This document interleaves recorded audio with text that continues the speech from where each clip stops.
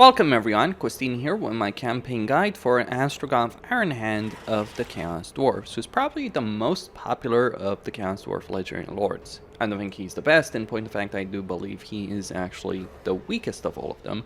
I mean, Zaytan has a harder campaign starting situation, a more complicated one if you will, but Zaytan certainly has a lot more potential in his campaign than Astragoth does have. The way I see Astragoth when I look at his starting situation, his faction effect, I would say he was deliberately designed to be the principal legendary lord of the Chaos Dwarves, in the sense that he was the one that the vast majority of people were going to play, and he was going to be easy enough to understand, or the easiest enough to understand of all of them. Campaign-wide benefits, he gets research, conclave influence, and control. Now, the conclave influence isn't really going to amount to much, especially in the early game where it matters the most, because it basically means for every 10 conclave influence you're gaining, you're going to get 1 extra more. And 1 extra more for 10 is not really a substantial benefit. The research rate benefit is okay, but the thing is, Chaos Dwarf research is actually pretty fast to begin with, because a lot of the things that you get as the Chaos Dwarves in a lot of the trees, the important things are locked off by either influence or materials or armaments. And the things that are locked off that require armaments, materials, or influence are going to be completed instantly. And that means you can get a lot of things done fast as the Chaos Dwarves, assuming you have the resources, even with your basic 100% research rate. Certainly, more research isn't a downside, to be clear, but it's not really a significant campaign benefit. The 2 control to all provinces is certainly nice. The reason is that Chaos Dwarves generally won't encounter rebellions on any difficulty in the game, because they get quite a bit of control through Chaos Undivided Corruption. They also gain control in their towers up to +3 control, so 5 + 3, that nullifies the difficulty penalty, and you can also gain control through the labor actions over here for laborers. But having a good control means that you're going to lose less laborers every single turn, up to only losing 3%. Whereas if you have poor control, you can lose 20% of labor in a province every single turn. And obviously that can be an issue when you're dealing with the Chaos Dwarves, because they need labor for their material production to work effectively. If you don't have laborers, you're not producing raw materials. If you're not producing raw materials, your factories stop working. If your factories stop working, your armament production, and crucially your income production, because those factories can also produce a lot of gold. They're actually our main gold income buildings. They all stop working. So you obviously don't want to stop. You don't want to end up without laborers. You don't want to end up without materials. So slowing down the decay rate of laborers per turn is a fairly significant benefit. But to be honest, there's much better ways of handling that, like getting a lot more laborers, which both Zaytan and Drazov, especially with the caravans that are going near the Black Fortress, can do. You do start with the tier 2 capital, and you also start with the lava fields. What the lava fields allow you to do is they allow you to recruit Bull Centaur Renderers and Great Taurus. Now, you already start with the Bull Centaur Renderers with dual axes. So the way the Bull Centaurs work is they share a unit cap between them. So if you want to recruit any of these units, you need to increase the unit cap, but they're pretty expensive in terms of armaments. They're actually one of the most expensive units, with the exception like the Kadai Fireborn and the Destroyer. Well, I guess the Bale Taurus would also be pretty damn expensive if you were to increase it, but yeah, certainly increasing Centaur capacity can be expensive. But you do start with the Bull Centaur unit with dual axes. Now, these guys are pretty great. They have good charge bonus, but they're also good in a stand-up melee fight, and they're pretty resistant to missiles as well. And they also have the Siege Attacker. You also have 2 Chaos Dwarf Blunderbusses by default, so that means by default you're at the Blunderbuss cap from the start of your campaign. And you also have a Chaos Dwarf Warrior unit with grey weapons, and as well as some labor units, and a Bull Centaur Tarok as a hero, which you can also recruit from this structure right here, so you're already starting at your hero count as well. You would want to get the Great Taurus pretty quickly and then get rid of the structure, or keep the armaments and maybe increase the capacity for some of these units later on, like maybe increase the Great Taurus capacity or the Render's capacity to get another unit of them, you do start to 90 armaments. Though, to be honest, I'd probably sell the structure and just increase my Chaos Dwarf Warrior capacity, or sell the structure, get 150 armaments, which you can get from this structure, and instead go for artillery. Yes, because you can get at least 1 unit or 2 units of artillery pretty quickly if you save up on armaments, because you're going to have 100 on turn. On the second turn, you can then demolish this building, start constructing the structure, and start producing artillery, which can be pretty useful, though you're not necessarily going to take advantage of that in some of the early game fights that Astragoth is going to have to deal with. Now, let's look at his Lord effects and his special skill line, and then talk about his campaign situation. He gets Mechanical Overdrive, which gives him melee attack and base weapon damage the more he kills in combat. So if you get, let's say, 15 kills, or however much it is, in a fight, you get kills, you increase melee attack and base weapon damage with every kill. You get 5% casualty replenishment. That's why I mean, in the sense that I think Astragoth is designed for the vast majority of players to go through, because having better casualty replenishment rate makes it easier for more casual players to get a handle on things. And he gets a ward save benefit for Bull Centaurs. He's all about the Bull Centaurs. Now, in terms of his special skill line, he gets Winds of Magic benefit, a Diplomacy benefit, tying into his design of being the most casual-friendly of the Legendary Lords of the Chaos Dwarves, an armament cost and upkeep benefit for Bull Centaurs, and armor-piercing weapon damage for Bull Centaurs in his army, a bounce spell with reduction of enemy Winds of Magic power reserve increase. So he can, he's not gonna decrease the Winds of Magic that the AI has, but he's gonna prevent them from increase them. A bound spell with the Burning Raft, though. As far as bound spells go, this is not necessarily very significant. See, you already have a fairly significant amount of Winds of Magic, so just being able to get that as a bound spell, as opposed to just using the regular Burning Raft, which is also the first spell you upgrade in his spell skill line, not really too significant, unless you're completely avoiding the magical tree, which is not necessarily something you'd want to do. Then you get hero capacity +2 for all heroes, hero and lower crew rank +3, and then Winds of Magic benefit for the Hellhammer ability, which is way over here. If you're playing Astragoth, sure, you might eventually want to get the melee skill line, but you will really benefit by getting the spell skill line, because he has a combination of Lore of Fire and Lore of Hashut. So he gets things like Ash Storms, Hellhammer, Flamestorm, but you get, crucially, the 2 passives, Killing Fire, which does damage to enemies in range if casting, and Kindle Flame, which also reduces their resistance to fire. So he's a pretty good caster in the sense of support magic, or just going into a fight, casting some spells and doing damage to enemies around him. He's pretty solid in that respect. Then he also gets 2 items. The first item is gained by building Demon Smithing over here, which unlocks your Demon Smith sorcerer, but that's all you need to do. You need to get a certain rank. With Astragoth, you need to get rank 8. Then you need to construct that building, or have it already constructed, and you're going to get the Stone Mantle item, which gives you physical resistance, but it reduces your speed if you take damage, gives you a ward save, and lowers your miscast base chance by -10%, which is pretty good.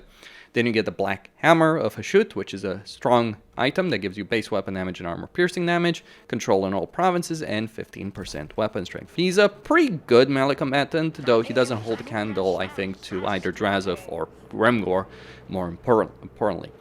Now, here's something else that I think ties into the idea that this is a campaign designed for newer players in the game. See, he just starts at war with the Greenskins and the Slaves of Tsar. Now, they do, their army over here is insignificant, just the Black Orcs here can be a bit of a pain. They do have a pretty powerful garrison over here, but you can easily overpower it on turn 2, no problem whatsoever.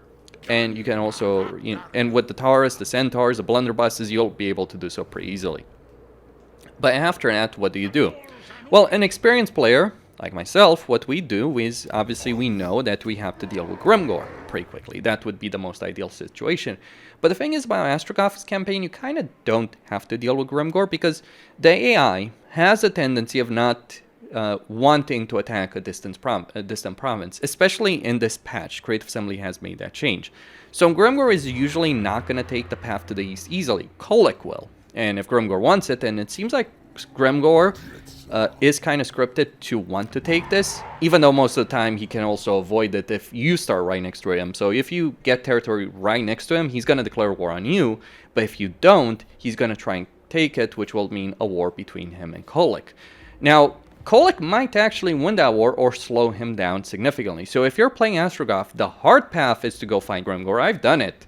I've defeated Grimgor by, what, turn 12? I've managed to do it. Like, I encountered him at turn 10. He was an absolute nightmare, but I didn't manage to defeat him. But you can also ignore Grimgor. Another reason why I think Astrogoth's campaign is certainly friendly towards newer players is Zaytan has a complicated situation in his campaign because he has Grimgor and he has a direct link of territory between himself and Grimgor, or as close to a direct link over here as you can get. I mean, the Blizzard Peak settlement lies between him and Grimgor, but Zaytan is very, very close to Grimgor, but he also wants to expand these, so it's complicated. Drazov is in the Thunderdome over here in the southern Darklands with Emmerich, Tretch, Gorst, and Greases. Whereas Astrogoth, he doesn't have to deal with any of that. I mean, you want to help Drazov, you want to help Zaytan, you don't want Grimgor to wipe out Zaytan or Drazov to be wiped out because you'll benefit from them taking Tower of Zarseeds, but you also can play this entire campaign and do pretty well in it by just completely ignoring the Darklands. Because you do start over here in Uskolak and you can just decide, you know what, let everyone else deal with Grimgor, and then march north. The Norscan is over here. They're not going to stand up to you. And this is a pretty good province for you to take. Kislev is not going to stand up to you. They're pretty weak in comparison to you. The Skaven over here in the Skull Road and the Selenishi faction over here in the Skull Road also won't stand up to you. So you can play an entire campaign as Astrogoth and not have to worry about the situation in Darklands for a fairly long time. And I think on lower difficulties, Drazov is not going to go down very easily because he's got the Mega Mortar over here, and he does start with the Tier 2 settlement.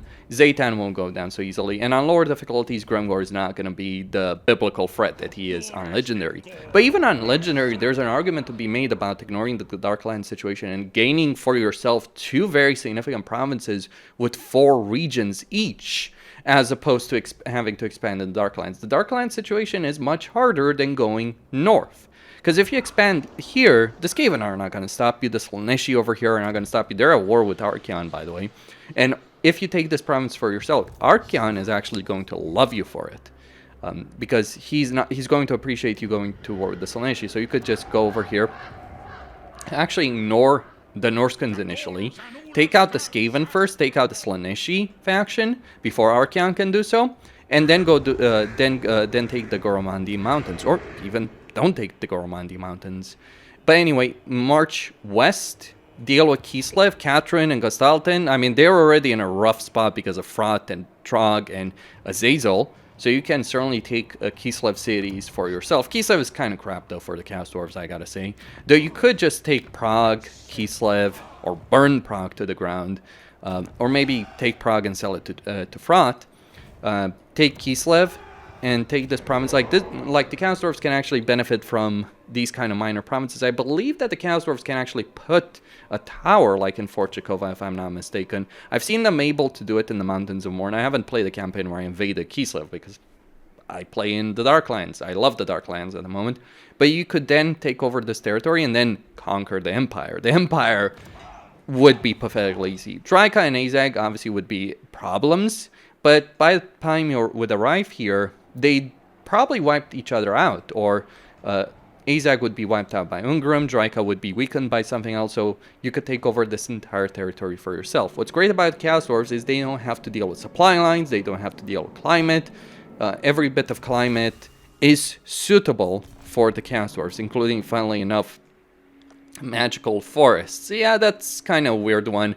I feel bad for Kugaf, who has to deal with climate. I think he's the only faction that has to deal with climate suitability in his campaign.